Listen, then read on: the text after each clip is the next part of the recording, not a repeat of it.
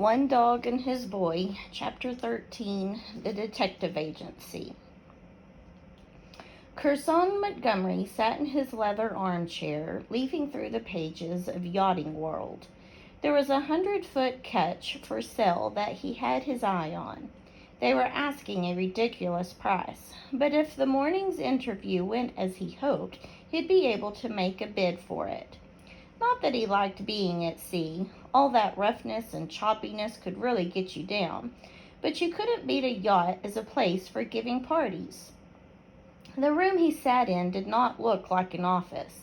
It was furnished like a very expensive sitting room with deep upholstered sofas, a thick pile carpet, and the kind of pictures on the wall that might be absolutely anything.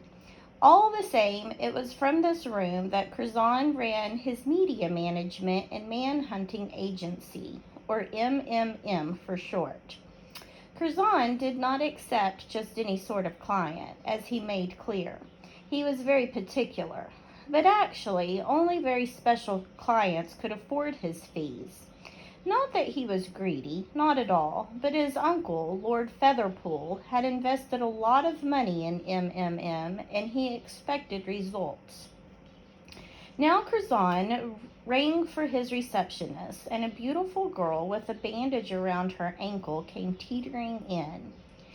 Fiona Enderby Beescombe had been at school with Lord Featherpool's niece and in need of a job, and Curzon had been glad to take her on. It was true that her habit of wearing 10-inch heels meant that she was frequently injured, and she spent so much time painting her fingernails that she did not always reach the phone in time.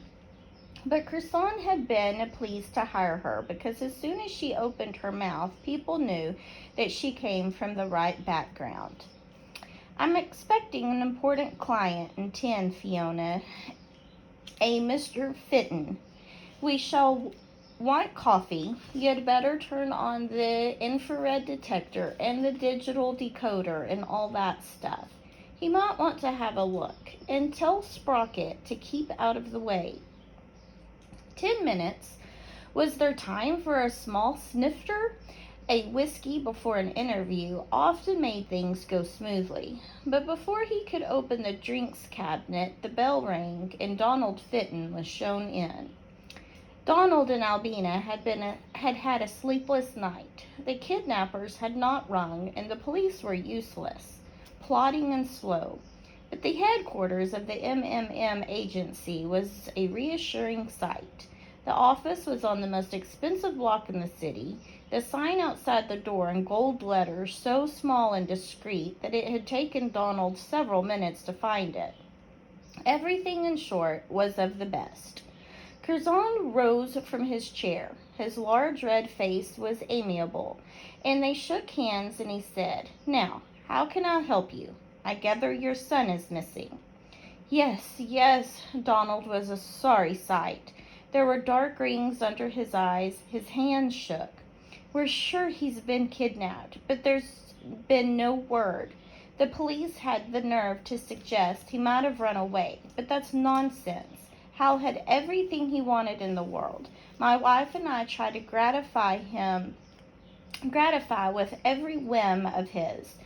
You should see the toys in his nursery." Quite so. Now, if you'll just tell me the whole story."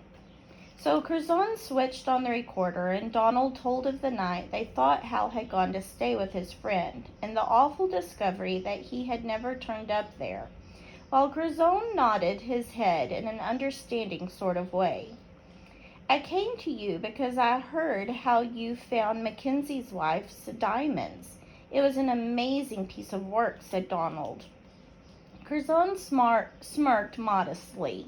Yes, that took a bit of doing, a very tricky case, but it came out all right in the end." Actually, what had happened to Mackenzie's wife's diamond necklace was not quite what Curzon pretended. A few days after the necklace went missing, Curzon went around to a cocktail party at the Mackenzies' house and drank so much that he wandered out into the garden to look for a place where he could be sick. He had decided on the compost bin and was just lifting the lid when he saw the glint of diamonds inside. Mrs. Mackenzie was a keen gardener and had been cutting roses before she set off for the opera. So Curzon slipped the necklace into his pocket, and 2 days later he rang Mackenzie and told him that after a very difficult and secret piece of detection, he had managed to find it. I've brought the photos of Hal, of course, and here, Donald's voice faltered, his toothbrush for DNA samples and a few clothes. He turned away to gather himself together. Good man, good. Now, perhaps you'd like Miss Enderby Beescombe to show you around the laboratory, and you'll see we have all the latest equipment. Meanwhile, I'll get on to my tea. Although Miss Enderby Beescombe was a little vague about some of the gadgets she showed him, the hum and whir and flashing lights in the adjoining room were impressive. But what impressed Donald most of all was the fee that MMM charged. It was 600 pounds an hour, Curzon told him, and then a fee of 50,000 once the boy was found. Donald, returning home, was able to reassure and comfort Albina. At that price, MMM had it to be not only good, but the best. When Donald had left, Curzon picked up the internal phone. "Sprocket," he barked. "Yes, sir, it's me," said a high voice. "Of course it's you, you idiot," said Curzon. Sprocket was in fact the team about which he had boasted to Donald Fenton. "Now listen, we've got a missing boy case. I want 100 flyers and a photo in the usual dailies. There's a 20,000-pound reward for news of the boy. Fiona will bring everything down." "Yes, sir, I'll see to it straight away." Milton Sprocket was a thin, pale young man who was never allowed upstairs because he had a local accent and had not been to the right school. MMM had the use of a basement room and a garage, and it was there that he was to be found. He was a man who took his work very seriously, and rather a sad childhood, being bullied at school and failing his exams. Sprocket had taken a correspondence course at the College of Surveillance and Technology and got a diploma in Detection and Tracking, or DDT for short. It was a first-class diploma because the college didn't give out any seconds or thirds, and after this his life had changed. Sprocket was hard-working and neat, and his cubbyhole in the basement was a cabinet with a number of drawers, all carefully labeled, in which he kept his disguises. There was a drawer labeled mustaches, eyebrows, nose hair. Another said scabs, wounds, pimples, and boils, and another read spectacles, monocles, ear trumpets. There was a wig stand in a corner and compartment for false teeth, and in a locked cabinet on the other wall lived a row of bottles labeled spit, blood, pus, and phlegm, which had been a special offer on the internet.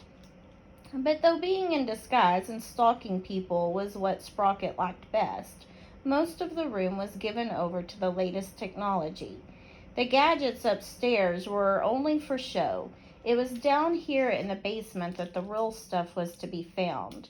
There were fiber optic cables for looking around corners, and underwater cameras with fins, and sat-navs that told you where you were going and where you had been, and binoculars with night vision, and ultraviolet heat-sensing devices. And because some of these things were not very easy to understand, Sprocket had a tall pile of instruction manuals over which he pored for long hours, trying to work out exactly what went where. Not only that, but Sprocket was also a poet. In the MMM garage next to his room was a white van that he used when he was detecting. And on the side of the van was a verse he had written quite by himself. "Have you lost it or misplaced it? In a jiffy we will trace it." The poem was written on a board that could slide out and be replaced by others if he was on a secret mission, and both he and the van needed to be in disguise. For example, there was one for when he wanted to pretend he was a greengrocer, which went, "When your appetite's on edge, we will bring you fruit and veg." He was also working on a completely new verse that he meant to use when pretending to be a plumber, but it was giving him trouble. A poem like that had to be strong and powerful, but of course none of the words in it could actually be rude. He pressed the repeat button on his phone and listened to a new message from Crozone. "This is a big one, Sprocket. Go to it. No hanging about." Sprocket smiled and rubbed his hands. He was just in the mood for an important and tricky case.